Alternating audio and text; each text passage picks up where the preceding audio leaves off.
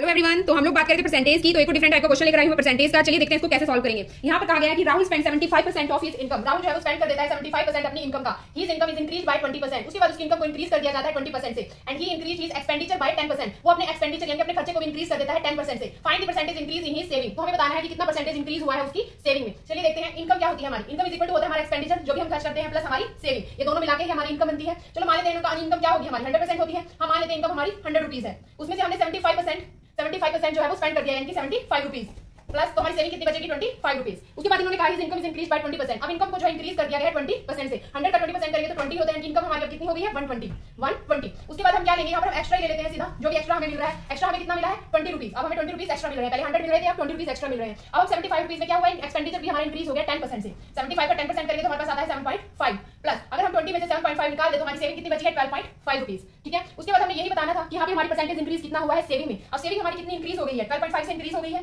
ठीक है। कंपैरिजन किससे किया जा रहा है? पहले वाली सेविंग से जो कि हमारी थी 25 डिवाइडेड बाय 25 इनटू 100 कैंसिल करेंगे तो ये आ जाएगा हमारा 50% आंसर। यानी कि हमारी सेविंग जो है वो इंक्रीज हो गई है 50% से।